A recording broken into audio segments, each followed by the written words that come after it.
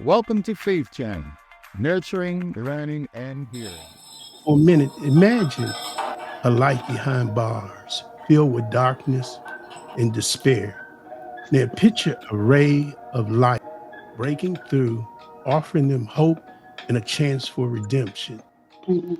It's the reality of many who have been touched by this ministry. Wayne and his bride will share with us a memorable moment that exemplifies the ministry mission of transformation, if you can, please. Yes. Well, thank you first of all for having us, Curtis. It's a blessing to be with you, along with my wife Lena Marie. Amen. So the journey has been long for us. I went from getting saved. God saved my soul in Cook County jail cell back in November of 1996. Mhm. When I was wrongfully charged and eventually wrongfully convicted of a crime I did not do. And he gave me my calling in that jail. And he said, son, you're going to go from city to city, state to state to proclaim the name of the Lord. And my whole time in prison, which was 23 years and 2 days, God grew me up in my faith. Mhm. He had me leading prayer circles, Bible studies, and eventually the church service, where I had the honor of baptizing 30 men in the water with the chaplain, Steve Kine. Something I will never forget. So my heart definitely went out to the men there. As God grew me up in my faith, I poured out into other people to help them through their time in prison. And then God blessed me with the help of the Bloom Little Clinic Center on Wrongful Convictions at Northwestern University School of Law. They believed in my innocence and they fought for me and eventually got me set free on February 11th of 2021, which was one of the best days of our lives. Amen. And my wife, who stood by me the whole 23 years, she was started off as a friend. We became a couple. And then when I got out on February 11th, we got married on March the 13th, 1 month and 2 days later. And we have been enjoying marriage and ministry, of which we have become missionaries under Cup of Cold Water Ministries, one of the honors of our lives as well. And now we go back into prison. God called us to at Westfield Prison here in Indiana, and we lead 12 classes, 6 Celebrate Recovery Inside classes to help men get off drugs and alcohol and any addiction that they may have, as well as 6 Fundamentals of the Faith classes to introduce them to the Lord and then to disciple them in the ways of the Lord. And last year, we have seen over 100 men come to the faith, and we have baptized over 40 men in that same prison to the glory of God. So it's been a wonderful journey. Amen. That's a miracle when it's all said and done, that Yes. you can go inside of an institution and you can walk out of it without somebody escorting you. He spent 23 years in a cell, probably no bigger than a bathroom, Yeah. with a stranger. And he comes out, and now he can walk in any prison in Indiana unescorted. He can go into the rooms, he can go to the day rooms, he can go anywhere without escort. It's just a miracle by Yes, itself. it is. Wow. That's only God could have done that. Only Really. God. True. Yeah. So share with our audience one other thing that's been powerful in your life besides you guys connecting in as man and husband at this point. Your husband and wife and all that's great. But what other thing has occurred in your ministry while you've been on the inside? There's sometimes, I know, in ministry or prison ministry, there's some difficult situations that you have to stay the course in spite of. Yes. I actually thank you for that. The devil does not like what we are doing in that prison.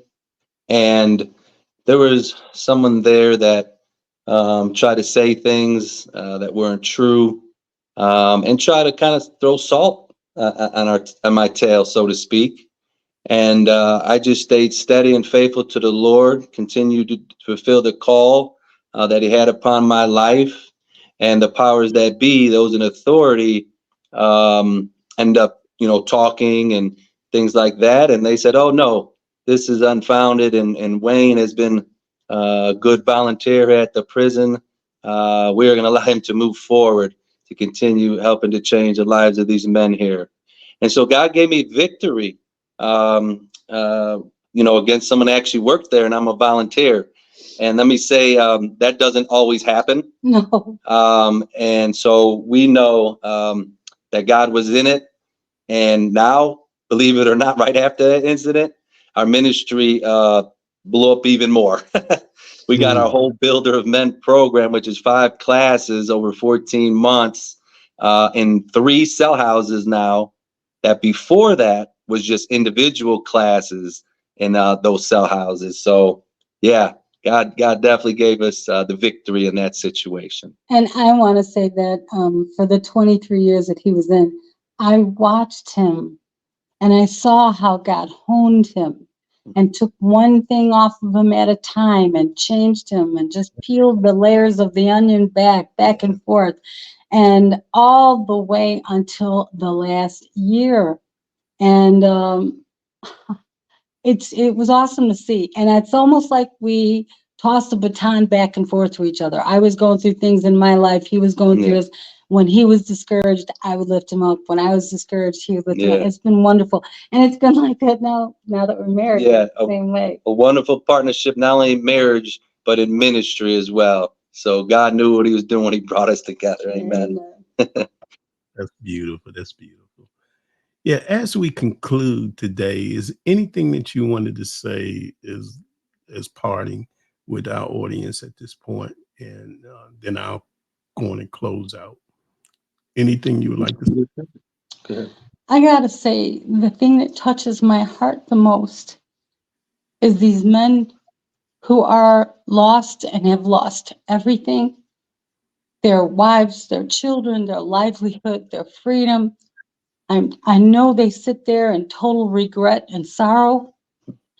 To know that someone would bring them the good news and care enough to come back for one more it's the heart of our ministry. Yeah. And I want to say too is, people who go to prison, a lot of people look down on them as if they're the worst of society. And people don't know that 85% of those individuals are getting out between 1 and 3 years. They committed low-level crimes. They're not all doing 20-year stints. And these are their husbands and fathers and brothers and neighbors who committed a stupid crime at the lowest time of their life. And now I see them and they want help. They're sorry for what they have done. And they just want help along the way to be rehabilitated and get back out and do better, be a good citizen, a good husband, a good father, a good servant of God. And so we go to make sure with every ounce of our strength and with the Lord leading us that we see that happens in their lives, and then help them to get, when they get out, we're working on trying to get a transition center where they could come live with us for 6 to 12 months to get them jobs and health care and counseling and family reunification, because too many people leave them at the door and don't help them when they get out. And then unfortunately they go back to to their old ways. And we want to make sure that doesn't happen. So we just thank you for your prayers and support in any which way that people could help us to see that happens. Amen. I want to remind people that we all are one decision away from a mistake. Glory. Yeah. We all are. Nobody's exempt. Yes. And as we conclude today's episode, let us reflect on the power of faith, healing, restoring, and uplift. The Builders of Men prison ministry continues to be the beacon of hope for those seeking redemption and a new beginning. Thank you for joining me on this journey of redemption and faith. Remember, no one is beyond reach of grace and transformation. Until next time, may your faith guide you to your own journey of renewal. God bless God you. bless Thank you. you, Curtis. And God Thank you, bless you guys. all who are listening.